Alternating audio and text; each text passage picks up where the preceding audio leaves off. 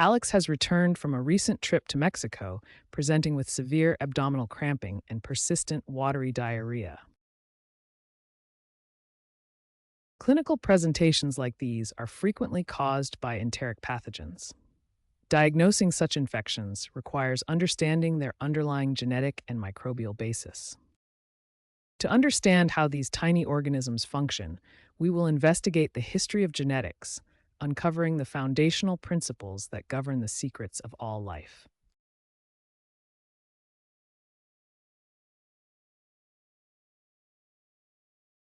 In the early 20th century, many believed that heredity worked like mixing paint.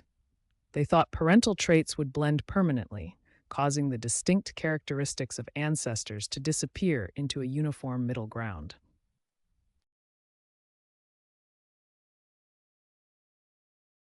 We now know that inheritance does not wash out traits. Instead, genes act as discrete particles. They remain intact across generations, allowing for the reappearance of traits that might be hidden in one generation but expressed in the next.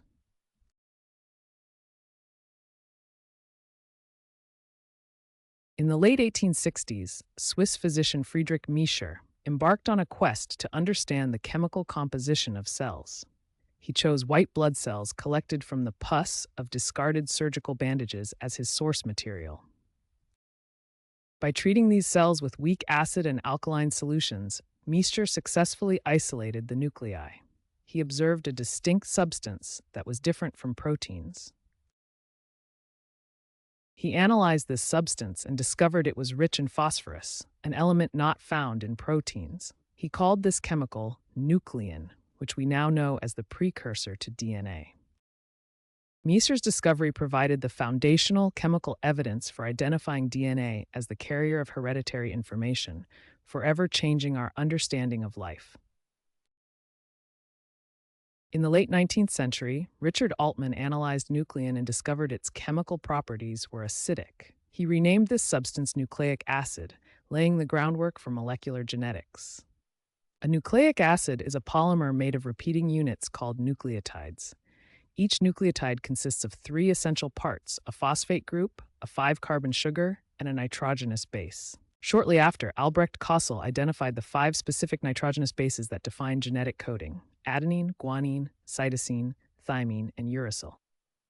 Gregor Mendel revolutionized biology by breeding garden peas. He discovered that biological traits are passed down as discrete units, now called genes, rather than through simple blending.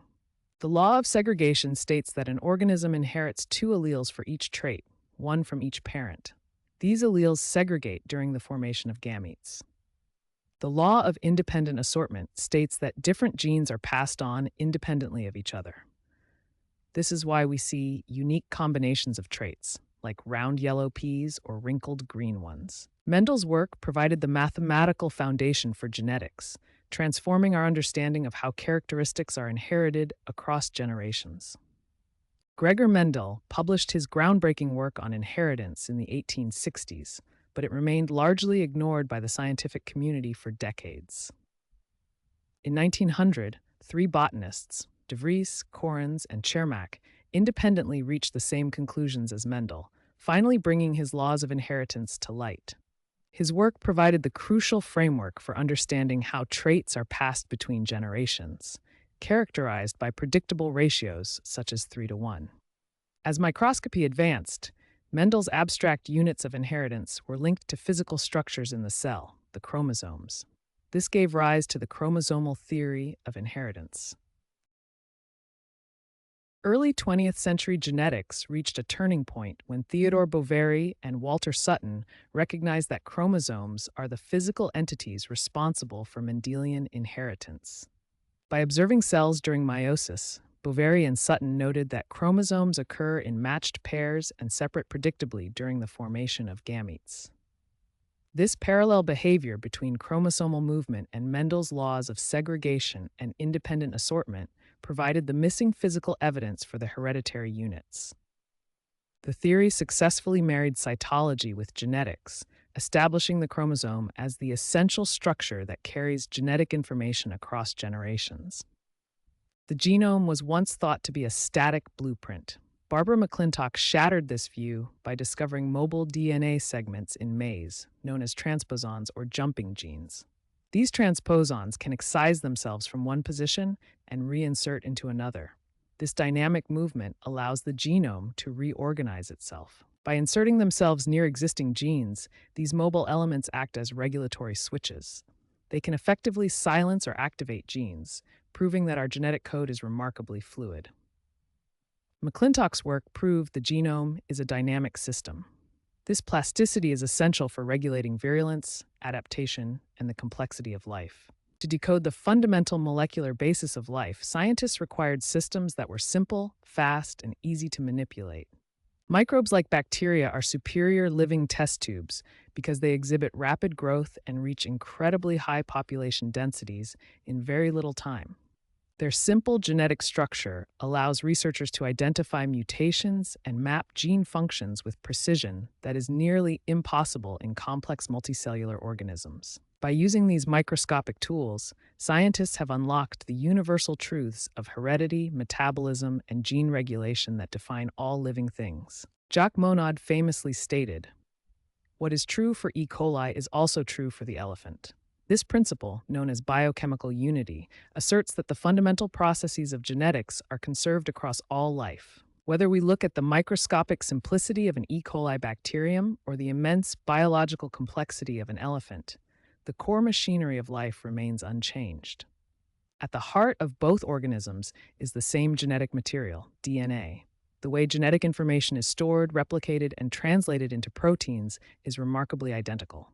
This conservation of biochemistry is why microbes are such powerful research tools. By understanding the genetics of simple life, we gain fundamental insights into all living things. In the 1930s, Joachim Hämmerling sought to identify where a cell stores its genetic instructions. He chose acetabularia, a giant single-celled marine algae, as his model organism. Acetabularia has a distinct three-part structure: a base containing the nucleus, a long stalk, and a complex, species-specific cap. Hämmerling wondered if the cap's shape was determined by the nucleus or the cytoplasm. He performed grafting experiments.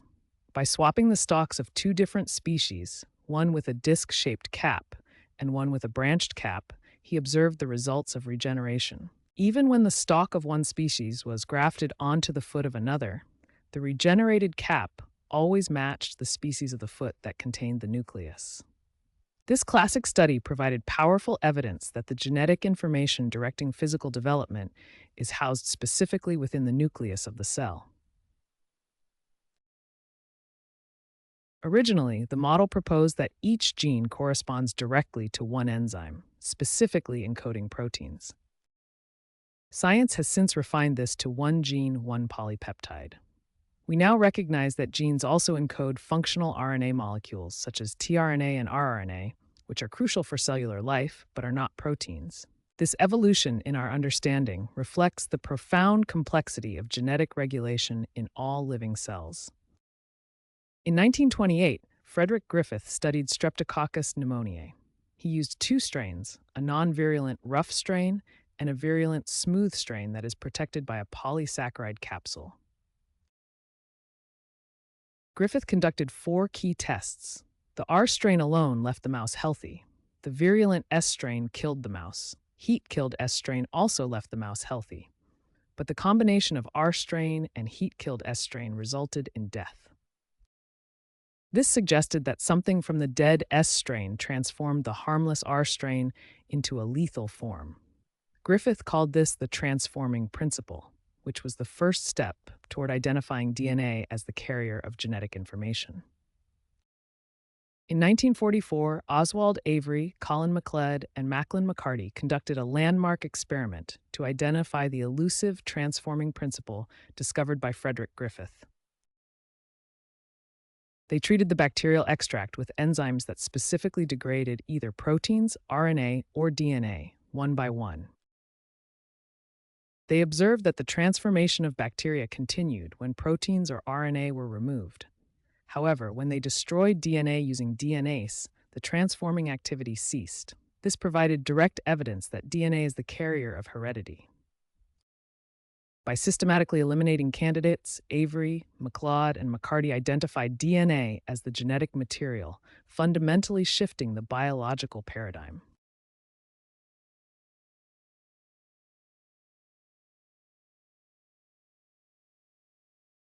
Many diarrheal infections rely on horizontal gene transfer. Bacteria swap virulence factors through plasmids, effectively sharing the genetic blueprints that make them harmful. By identifying these genetic signatures, modern medicine can map how a pathogen spreads across borders, turning a vague diagnosis into a clear, actionable solution for global health. The mid 20th century marked a profound paradigm shift. Biology moved from being a descriptive science to a predictive one. For 80 years, researchers used microbes as living test tubes to decipher the mechanisms of heredity. They moved beyond mere observation to understanding the fundamental molecular machinery of life.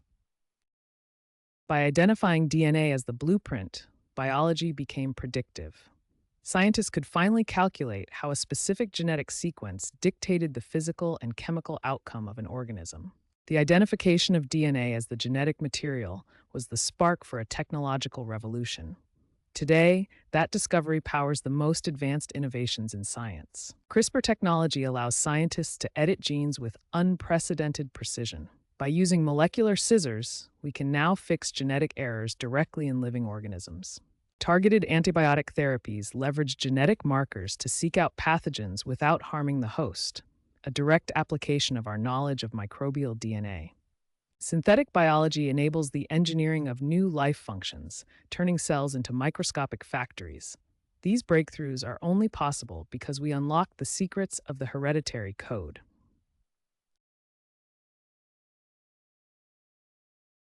The journey from Mendel's humble garden peas to the sophisticated study of bacteriophages has allowed us to map the secret of life.